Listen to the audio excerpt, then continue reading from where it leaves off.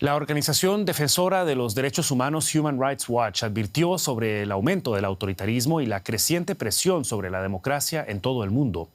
El informe anual de la ONG afirma que el año pasado se produjeron abusos de derechos humanos en más de 100 países. Estados Unidos, China y Rusia, según alerta la organización, están socavando el orden internacional basado en normas, erosionando las protecciones vigentes a los derechos humanos.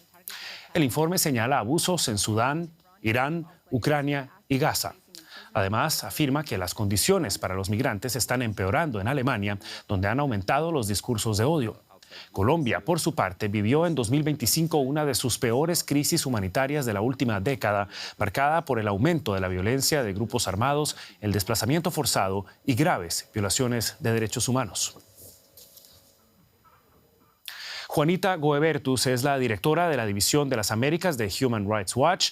Nos acompaña a esta hora desde Ciudad de México para brindarnos más detalles. Señora Goebertus, muchas gracias por estar con nosotros y bienvenida a DW. Buenas tardes, muchas gracias por la invitación. Un saludo a toda la audiencia. Ustedes advierten de medidas como los estados de excepción y la suspensión de garantías individuales en países como El Salvador o Ecuador, pero lo cierto es que esas políticas cuentan con gran aceptación en muchos de nuestros países. En El Salvador, más del 66% de la población aprueba el régimen de excepción. ¿Cómo encaran ustedes el argumento de que estas medidas son necesarias ante un crimen organizado que viola aún más los derechos humanos?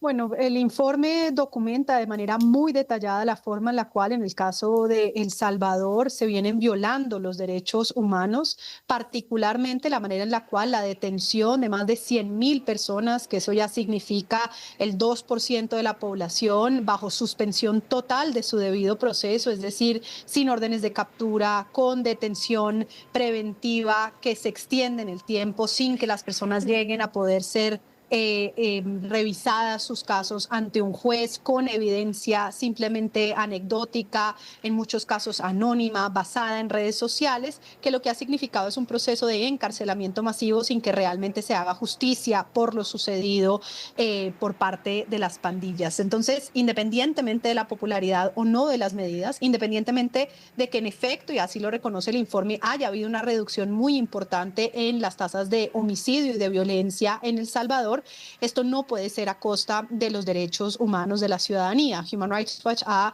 mostrado cómo hay personas que no hacían parte de las pandillas que han sido detenidas, ha mostrado cómo hay personas detenidas que han sufrido graves abusos, incluyendo tortura. El caso más reciente, el de los 252 venezolanos deportados por Estados Unidos a El Salvador a la cárcel de máxima seguridad, el SECOT, en donde sufrieron tortura sistemática durante el tiempo que estuvieron allí. Sí.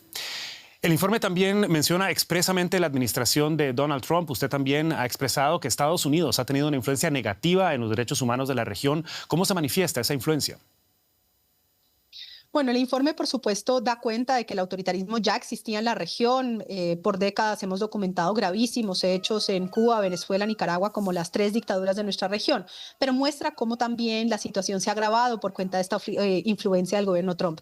El primer caso es claramente el desconocimiento abierto del derecho internacional, la manera en la cual el gobierno Trump ejecutó extrajudicialmente a más de 120 personas en los ataques contra embarcaciones en el Caribe y en el Pacífico, las deportaciones abusivas, no solo esta que ya mencionaba, sino también, por supuesto, los casos de personas provenientes de Irán, Afganistán, China, que estaban huyendo de la persecución en sus países y que resultaron deportadas por Estados Unidos a Panamá y Costa Rica, donde se enfrentaron a detenciones arbitrarias sin ninguna justificación.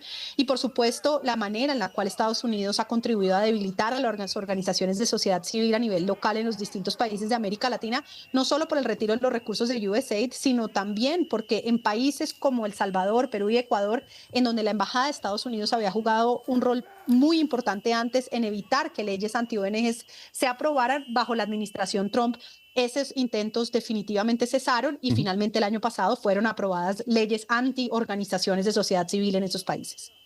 Hablemos en concreto del caso de Colombia. Si la administración de Gustavo Petro intentó implementar esa política de paz total que abogaba por el diálogo y por políticas de inclusión social, ¿qué errores han llevado a ese más bien incremento de la violencia y también de las violaciones a derechos humanos?